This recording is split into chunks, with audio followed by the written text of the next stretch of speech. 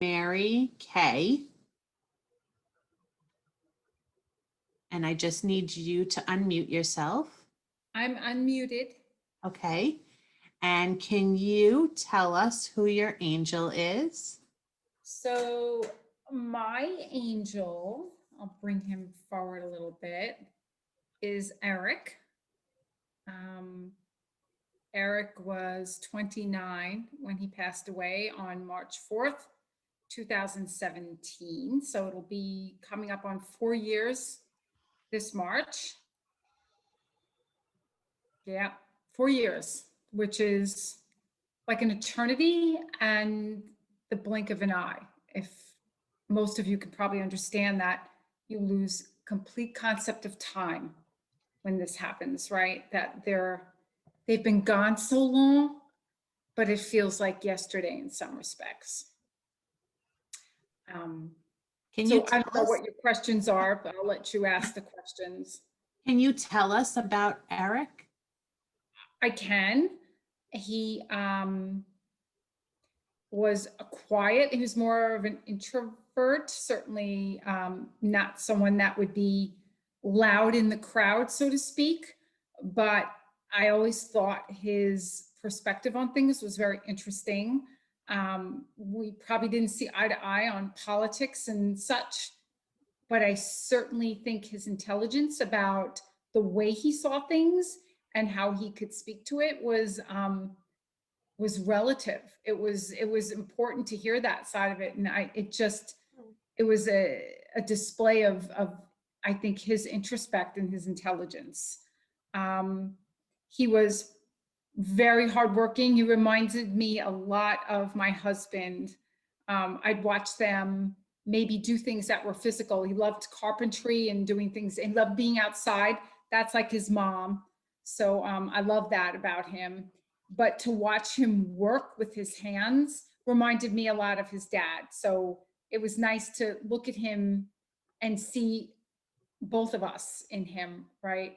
He was his own person, but you could see, like I'm sure all of you see glimmers of yourself in your children. And it's kind of nice when you get to see that. He was definitely a perfectionist when it came to how things were built and that they were done right. They had the right quality about them and they were done with the best of intent.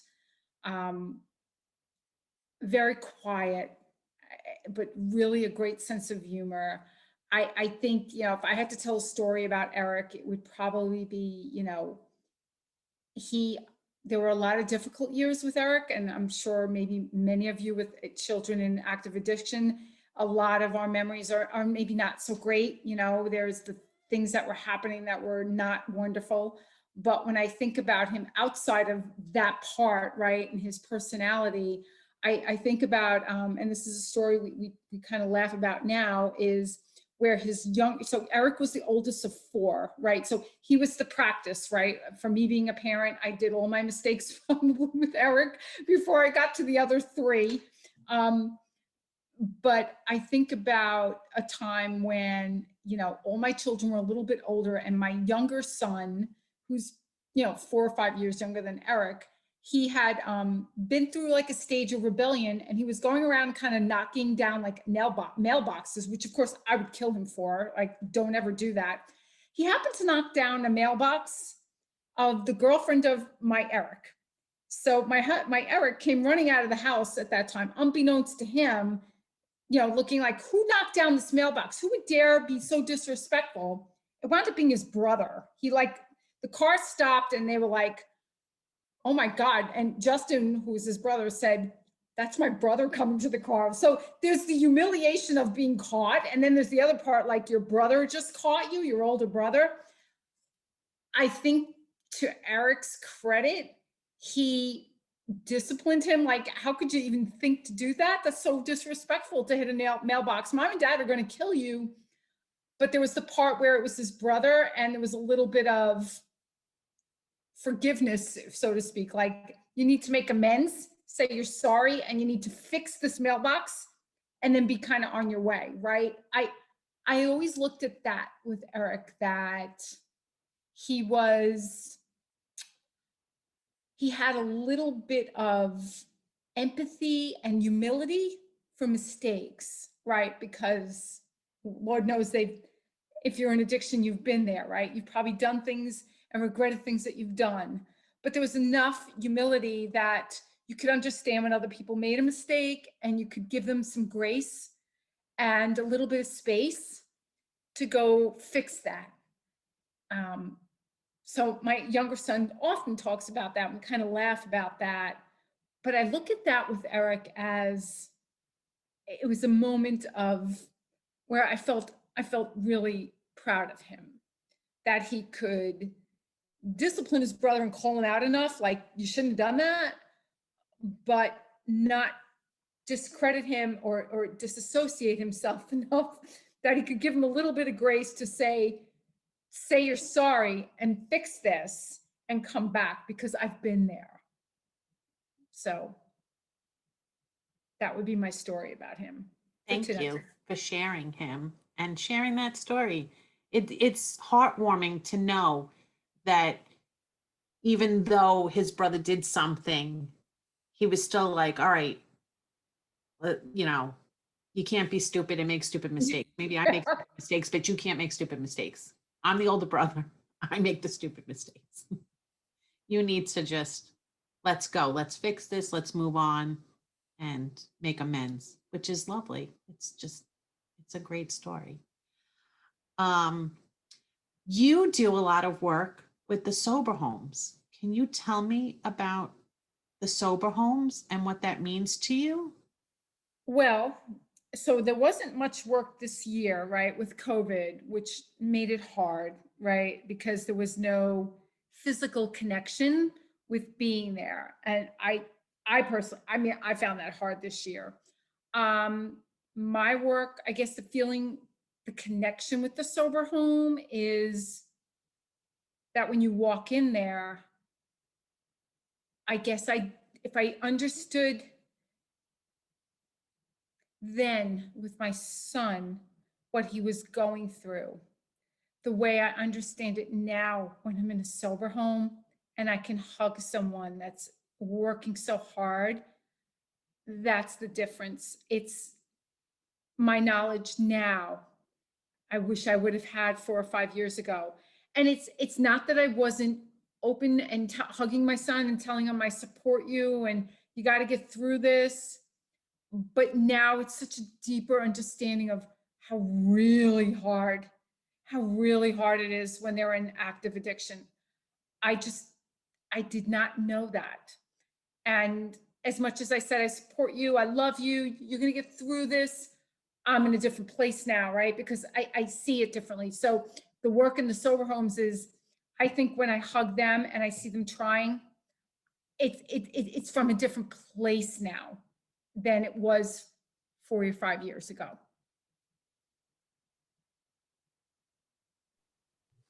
Mary, could you also talk about when we get a new member, when someone finds us and your role in that and what that feels like?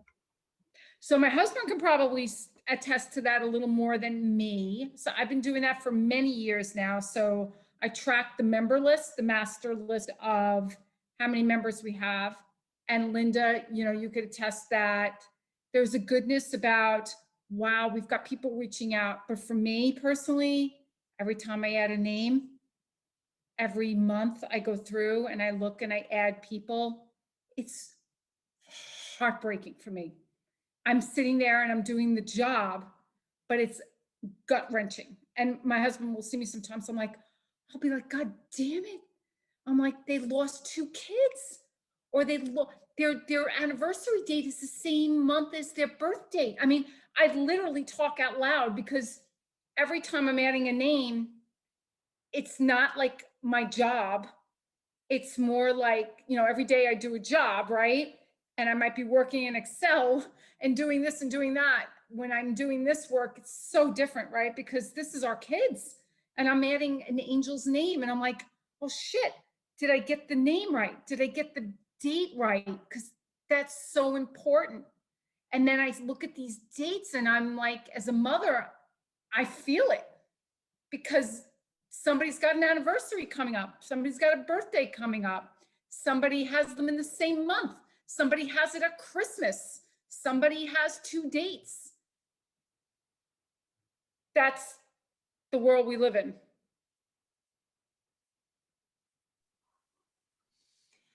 How has the Beating Hearts helped you on your journey so far? So I came there very early. I think Eric was only past probably 4 weeks back in 2017, Linda, when I came to one of your meetings. I am a pretty rigid, I keep to myself person, and I don't really share a ton of emotion. So when Linda hugged me, I was kind of like, and this was way before COVID, I'm like, I don't do the hugging thing. What's going on here? But that was a good thing for me because it took a little bit, but you helped me learn that I could breathe and I could accept a hug and I could be vulnerable. And that's probably my biggest lesson from the Beating Hearts is, well, one, it's okay to be vulnerable. And two, because I still beat myself up and it's 4 years later and I still do it, that when I look at all the other moms, I'm like, but they're good moms. This shouldn't have happened to anybody. And it's almost like a reality check for me when I'm ready to beat the shit out of myself, that I'm like, but look at all those other moms and they did it with the best intention. It's like a sanity check, right? To stop with that behavior. So that's probably the best thing I get. Okay, last question for you. Thank you so much so far. On March 12th, on National Lookup Day, when you look up, what do you want us to know? Well, my son will be probably a week before that, right? So March 4th will be my, as I say, the day I lost my innocence in 2017. That was the end of my innocence as I was. And now I have to be this new person.